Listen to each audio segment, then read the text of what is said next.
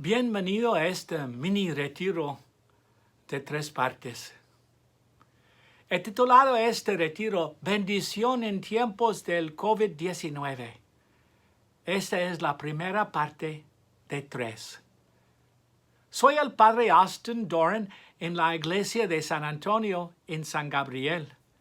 Hice 3 videos durante la pandemia de 2020 y las charlas se basan en las bienaventuranzas del capítulo 5 del Evangelio de San Mateo. Espero que decidan utilizar estas 3 charlas para hacer su retiro. Pueden realizar su retiro de manera individual o con un grupo de familiares, amigos o compañeros espirituales. Después de escuchar un video, los invito a tomarse un tiempo para orar en silencio, para reflexionar sobre su vida y sobre la gracia de Dios que está presente en ustedes aquí y ahora. Cada video termina con varias preguntas para ayudarlos a reflexionar sobre sus vidas. Luego, sugiero que, si es posible, se reúnan con sus amigos, tal vez a través de la plataforma Zoom, y compartan sus experiencias, sus reflexiones y oración. Para su conveniencia, he colocado las reflexiones y preguntas de discusión al final de cada sección. Estoy grabando este video en diciembre de 2020. La actual pandemia COVID-19 y la cuarentena continúa prolongándose y en este momento no hay señales de que llegue a su término. Esta crisis de salud única en todo el mundo genera un enorme sufrimiento y ansiedad. Y cuanto más tiempo dura la pandemia, peor se pone la situación. Aquellos que han perdido a sus seres queridos a causa del COVID-19 siempre están presentes en nuestros pensamientos y oraciones. Que todos aquellos que han fallecido descansen en paz y que el Señor les dé consuelo y fortaleza a sus familias. Un innumerable número de personas han caído enfermas. Otras han perdido sus trabajos. Los estudiantes no están asistiendo a la escuela o a la universidad. Están encerrados y solos en casa. Hermanos y hermanas, ¿dónde está Dios en todo esto? El Señor ciertamente nos consuela en nuestros sufrimientos. Y Dios también hace de nuestros sufrimientos un canal para llevar la gracia, la paz a los demás. ¿Fue Dios quien nos envió el COVID-19? No. No lo creo así. Pero ¿usaría Dios, que es tan lleno de misericordia, esta crisis para bendecirnos? Sí, sí, sí. Ese es nuestro Dios, que nos trae consuelo y fortaleza en medio del sufrimiento y la tristeza. Cuando Jesús nos muestra compasión, también nos muestra cómo ser compasivos con los demás. Esta crisis de salud es un desastre, pero también es una maravillosa oportunidad para crecer en la fe, la esperanza y en la caridad. No hay mejor lugar para escuchar esa enseñanza directamente de Jesús que en el comienzo del Sermón de la Montaña, en el capítulo 5 del Evangelio de San Mateo. Y dice el Evangelio, bienaventurados los pobres de espíritu, porque de ellos es el reino de los cielos. Bienaventurados los que lloran, porque ellos serán consolados. Bienaventurados los mansos, porque ellos heredarán la tierra. Bienaventurados los que tienen hambre y sed de justicia, porque serán saciados. Bienaventurados los misericordiosos, porque ellos alcanzarán misericordia. Bienaventurados los limpios de corazón, porque ellos verán a Dios. Bienaventurados los pacíficos, porque serán llamados hijos de Dios. Bienaventurados los que padecen persecución por causa de la justicia, porque de ellos es el reino de los cielos. ¿Cómo sabrán estas palabras a menudo conocidas por las bienaventuradas? Nos muestran cómo alcanzar la felicidad. Son palabras hermosas y poéticas. Para muchos de nosotros se han vuelto a lo largo de los años bastante familiares. Por esa misma razón es posible que no seamos capaces de poder sentir cómo nos mueve la tierra y realmente lo revolucionarias que son las bienaventuranzas. Así que, por favor, permítanme abordar esto indirectamente y utilizar una comparación. En 1971, en medio de la amarga división sobre la guerra en Vietnam y una revolución cultural y social en los Estados Unidos y en todo el mundo, un joven llamado Abbie Hoffman, un hippie, escribió un libro.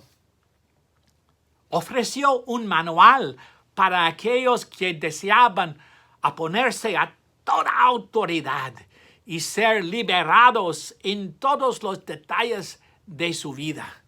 El título de su libro era completamente provocativo y tenía la intención de cuestionar los valores aceptados. El libro se titulaba Roba este libro. Roba este libro. Imagínense una librería poniendo una mesa llena de estos libros donde la gente pudiera agarrar uno y correr, porque dice, roba este libro. Pero la gente robó ese libro. Tal vez robaron algunos libros, no sabemos cuántos. Pero si sabemos que se vendieron más de 250,000 de copias del libro, eso significa que 250,000 de personas no siguió las instrucciones que el autor puso en el paquete. En lugar de robar obedientemente el libro, siguieron su propio camino e insistieron en pagarlo. El título del libro captaba la atención, roba este libro, pero no cambió el mundo. Tal vez incluso Abbie Hoffman se sintió decepcionado de que la gente no se tomara sus palabras muy en serio. Dijo, imagínense que empiezo como un revolucionario y terminando que no más que un autor famoso. ¿Qué tiene que ver esto con las bienaventuranzas? Jesús está proponiendo una revolución total en nuestros valores. ¿Cómo define este mundo la felicidad? Las bienaventuradas mundanas podrían decir, felices son los ricos, los físicos y mentalmente sanos, los inteligentes, los populares, los exitosos, los guapos. Pero Jesús dice que los benditos son los que son pobres, felices son los afligidos, humildes, bendecidos los hambrientos y felices incluso los que son perseguidos. ¿Esa es mi idea de felicidad? ¿Esa es la tuya? Las palabras de Jesús son tan revolucionarias como roba este libro, animándonos y uniéndonos para abrazar los valores del reino de Dios. ¿Cuáles son estos valores? Humildad, aceptación honesta de la realidad, mansedumbre, perdón, compasión y un amor paciente que acepta voluntariamente el sufrimiento por el bien del amado. Quizás con el tiempo las palabras de las bienaventuranzas, bienaventurados los pobres de espíritu, han perdido su poder sobre nosotros y simplemente se han vuelto demasiado familiares. Pueden sonar poéticos y reconfortantes y en el mejor de los casos provocadoras, pero no cambia la vida. Tal vez Jesús diría junto con Abbie Hoffman, empecé como un revolucionario, pero terminé siendo un autor famoso. Pero recordemos el ejemplo de los santos. Los santos siguieron las órdenes de Jesús sin importar a dónde los llevara.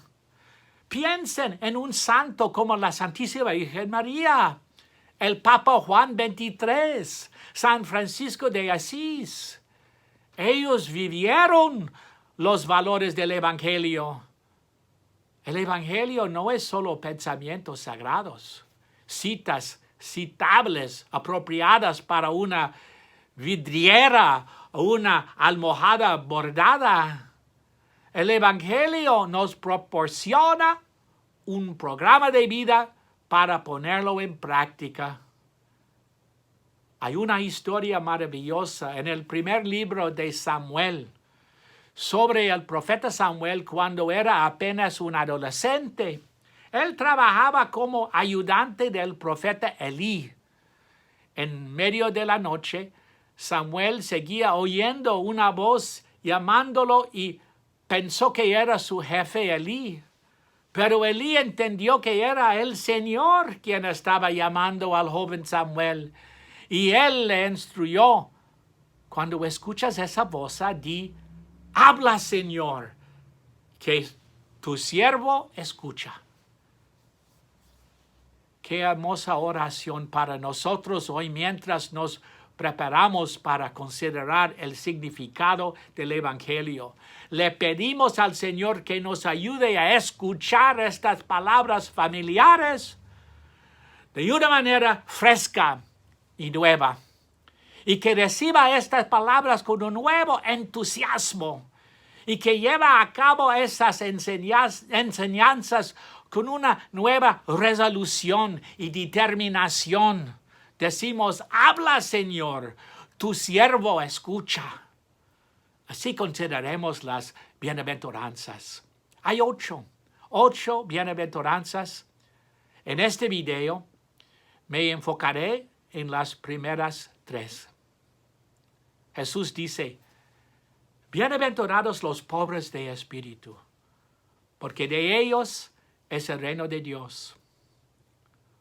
Como saben, hay varios tipos diferentes de pobreza. Hay pobreza material, pero también hay pobreza cultural, pobreza emocional y pobreza espiritual. Creo que hay un tipo especial de pobreza espiritual que todos hemos llegado a compartir en estos meses de pandemia. La pobreza significa que yo no elijo, que no me salgo con la mía, que tengo que esperar en la fila y que no estoy a cargo. El pasado mes de junio pensamos que estábamos superando la pandemia. Los negocios volvían a abrir, los restaurantes volvían a llamar a sus trabajadores y empezaron a pedir muchos alimentos a sus proveedores. Los centros comerciales empezaban a llenarse y una vez más tuvimos misas en persona en las cuales pudimos recibir un número limitado de personas dentro de nuestra iglesia parroquial, nuestro templo. Pero tiempo después, a mediados de julio, sentimos como si una puerta se cerrara de golpe en nuestras caras, ya que el gobierno tuvo que cerrar todo de repente una vez más ante el aumento de las infecciones. Qué molestos, desamparados y impotentes nos sentimos todos. Eso es lo que se siente ser pobre. La gente pobre no puede decidir demasiado. Tienen que vivir con las decisiones de los poderosos. Tienen que acatar las reglas. Tienen que esperar y esperar, pero lo que quieren. Necesitan preguntar una y otra vez sin estar seguros de obtener una respuesta. Tal vez nuestra experiencia en esta pandemia nos ayudará a todos a entender un poco cómo es la vida para los pobres y por qué sus vidas son tan difíciles. Tal vez nos puede dar una idea de la vida de aquellos en nuestra sociedad que se enfrentan a puertas cerradas, la falta de oportunidades y un sistema social que los mantiene sintiéndose vacíos y abandonados. Ustedes habrán notado cómo durante este tiempo de la pandemia, algunos supermercados cuentan con una hora especial, por lo general temprano en la mañana, para que los ciudadanos mayores compren. Escuché una historia real sobre una larga fila de personas mayores como nosotros, esperando afuera de un mercado temprano por la mañana. Un joven se acercó y trató de cortar la fila y todos le gritaron que se retirara. Fue a otro lugar en la fila y lo intentó de nuevo y una señora lo golpeó con su bolsa de compras. Y finalmente dijo, oigan, si ustedes no me dejan entrar, no puedo abrir la tienda. A veces somos probados esperando en la fila porque nos hace sentir como gente pobre, sin poder y sin capacidad de hacer nada, y no nos gusta. Tengo una pregunta. ¿Alguna vez Jesús tuvo que esperar en la fila? Hay una parte del Evangelio donde siempre me imagino a Jesús esperando en una fila. Y fue cuando Juan lo bautizó en el río Jordán. ¿Me imagino a Jesús protestando? No. No, vino desde el cielo para estar con nosotros, los pecadores. Así que esta era su gran oportunidad. Me lo imagino charlando, sonriendo y pasando el tiempo con sus nuevos amigos.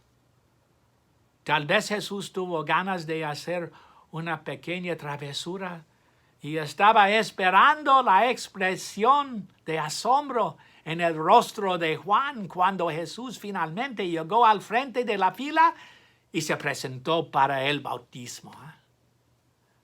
Jesús todavía está en línea con nosotros, los pecadores.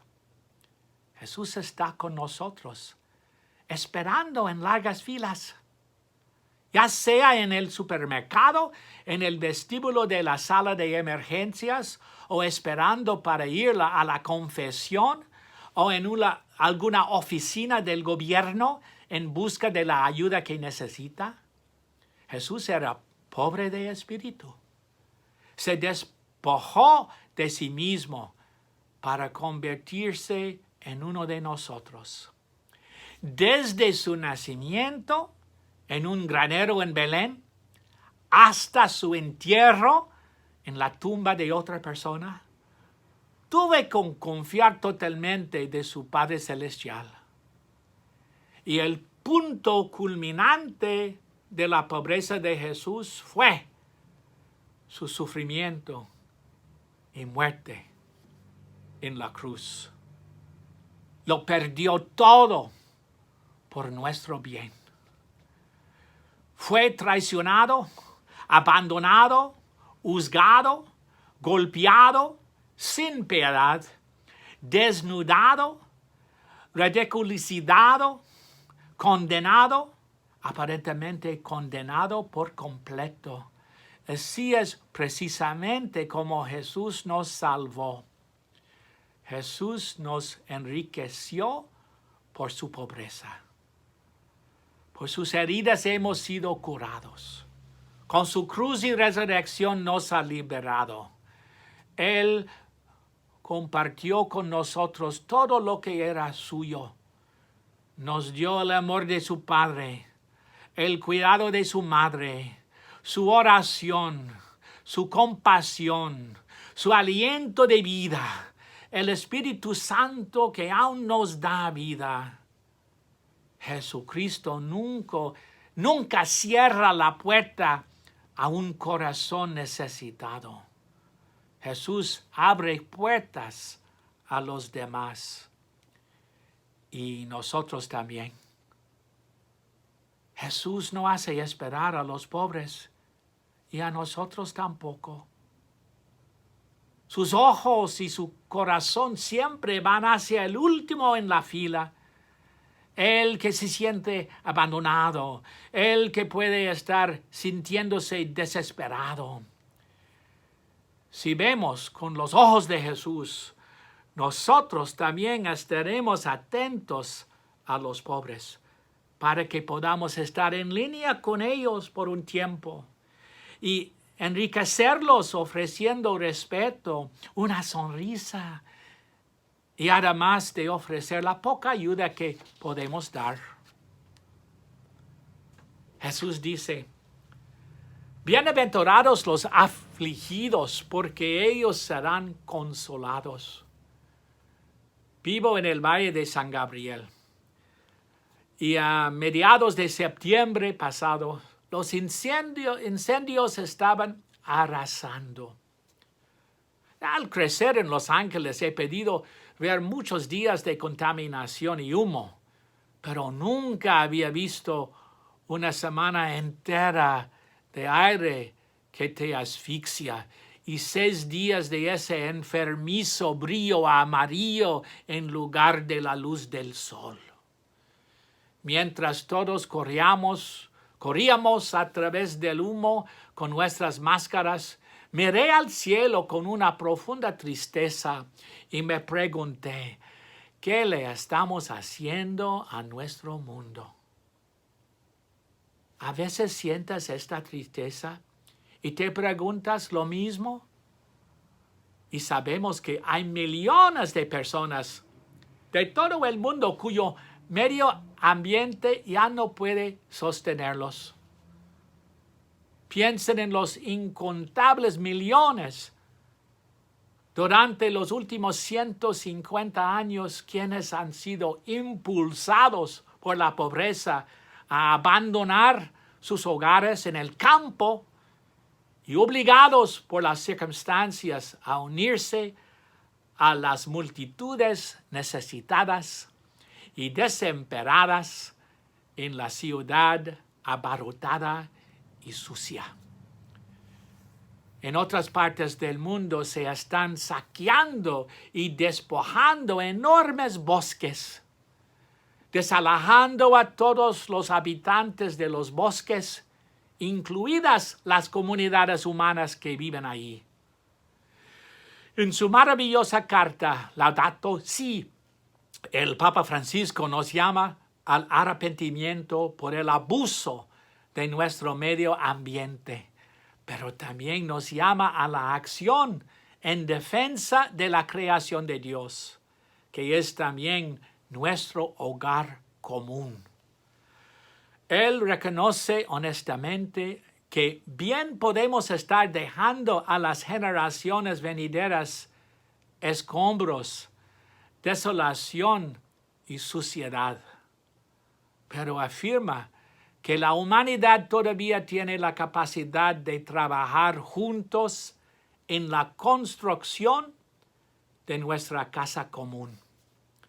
Bienaventurados los afligidos, porque ellos serán consolados. Tenemos que lamentar el daño que está haciendo a nuestro medio ambiente, pero no hay que darnos por vencidos en la lucha por preservar y cuidar nuestro planeta. La evidencia de que las cosas van muy mal se ha vuelto innegable, pero queda la oportunidad de que las cosas comiencen a mejorar. Tenemos trabajo por hacer, y esa obra puede comenzar permitiéndonos sentir honestamente el sufrimiento por el desastre que hemos causado a esta tierra. Jesús dice: bienaventurados los humildes, porque ellos heredarán la tierra. En nuestro país, este ha sido un año electoral. Nuestros candidatos políticos para varios cargos trataron de heredar la tierra, pero no por mansedumbre. No por mansedumbre. Los mansos no suelen conseguir nuestro voto. Y así fue en la época de Jesús. En la época de Jesús no había líderes sobresalientes conocidos por su humildad o mansedumbre, como tampoco los hay hoy en día.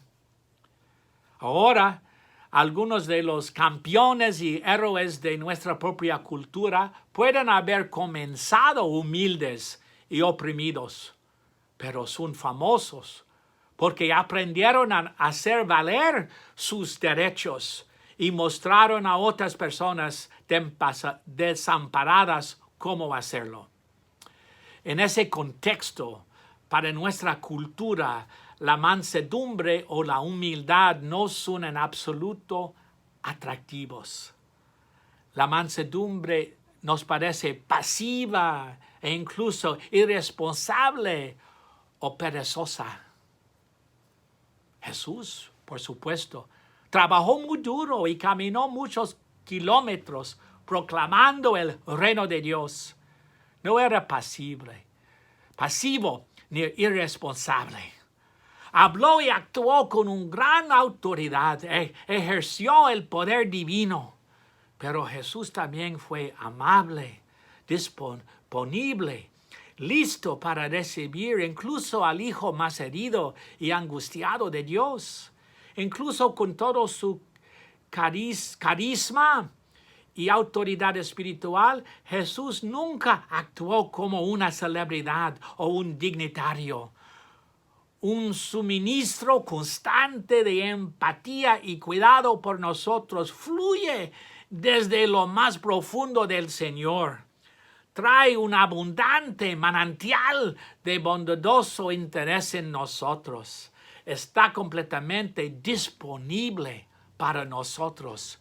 Creo que nosotros, los pobres pecadores, nos sentimos atraídos por Jesús, no solo por su poder y autoridad, sino por su mansedumbre, su humildad, esa cualidad especial que lo hace infinitamente accesible. Él es completamente accesible para nosotros, incluso cuando nos sentimos profundamente avergonzados de nosotros mismos. Es accesible y nos atrae hacia, sí, incluso cuando queremos huir y escondernos. Nos invita a acercarnos a Él incluso cuando casi hemos renunciado a nosotros mismos. Y creo con conocer la fuente secreta de la mansedumbre de Jesús. La fuente de la mansedumbre de Jesús fue su relación de amor con Dios el Padre, con su Padre. Observamos esa relación de amor con su Padre, especialmente cuando Jesús ora. Además de la vida pública, Jesús también tuvo una vida oculta en oración.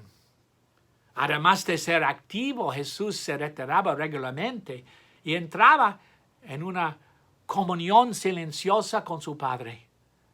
Le encantaba ir a lugares aislados y tranquilos y orar durante largos periodos. El Evangelio es muy explícito acerca de la regularidad con la que Jesús se retiraba solo y algunas veces con unos pocos amigos elegidos. Aquellos tiempos en los que Jesús estaba tranquilo y solo desconcertaba e incluso molestaba a algunos de los que lo rodeaban, quienes lo querían al frente y al centro todo el tiempo, sanando y enseñando. Hermanos, durante la pandemia, cuando muchos de nosotros terminamos con tiempo en nuestras manos, ¿han escuchado un llamado a sentarse en silencio en la presencia del Señor? ¿Has sentido la invitación a practicar la oración contemplativa? La oración contemplativa. Algunos lo llaman la oración de amistad. Es cuando dejamos de charlar y nos sentamos un rato y disfrutamos de Jesús, nuestro amigo.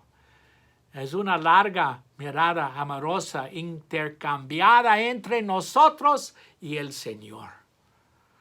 Por supuesto, en la oración hay un tiempo para pedir y un tiempo para resolver las cosas en nuestra mente y corazón, pero también hay un tiempo para sentarse y estar, para perder el tiempo con Dios, para dejar de pedir cosas, para dejar de lado conscientemente nuestras opiniones, dejar a un lado nuestros proyectos, para poner nuestra agenda en espera y para liberar nuestro control sobre nuestra todopoderosa importancia personal.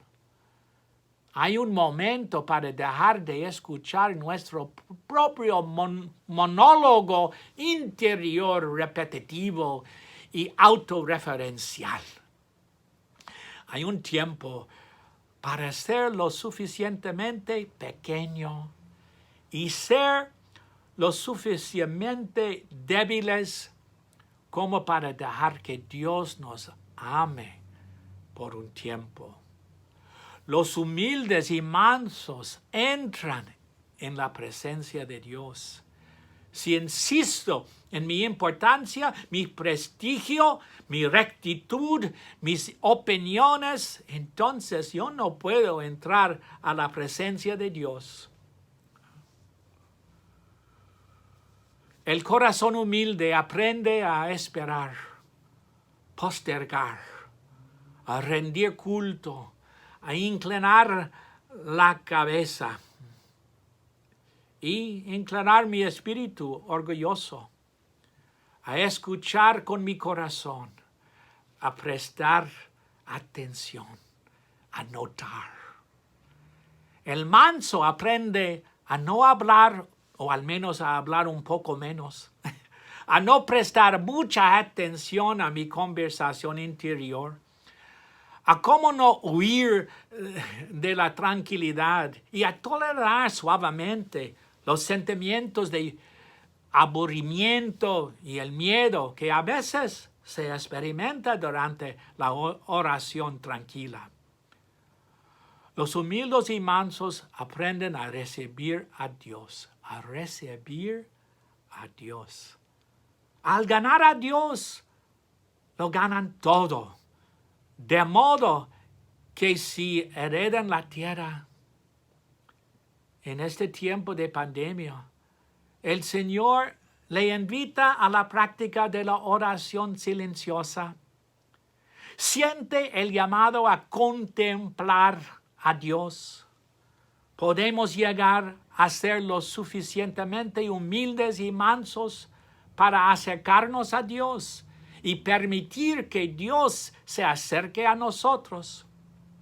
Y si lo hacemos, tal vez aquellos que se sienten quebrantados y desalentados lleguen a sentirse bienvenidos por nosotros. Bienvenidos y seguros en nuestra presencia. ¿Y no sería una enorme bendición, hermanos, convertirse en un lugar de refugio para los necesitados? Permítanme proponer algunas preguntas para su momento de discusión y reflexión. Primero, ¿cuándo se ha sentido espiritualmente pobre? ¿Cuándo se ha sentido pobre? Junto con todo el sufrimiento y el aislamiento de la pandemia, ¿ha recibido alguna bendición especial durante este tiempo? ¿Cuáles son esas bendiciones? Y la pregunta final, ¿cuál es su manera especial de pasar tiempo con Jesús, de rezar? Si es posible, tómese un tiempo para orar y pensar en estas preguntas. Si hay familiares o amigos que también han escuchado este video, les sugiero que compartan sus respuestas a estas preguntas en un ambiente de paz y oración. Hermanos, gracias por ser parte de este retiro. Cuando esté listo, también puede escuchar la segunda parte de bendición en tiempos del COVID-19. Gracias.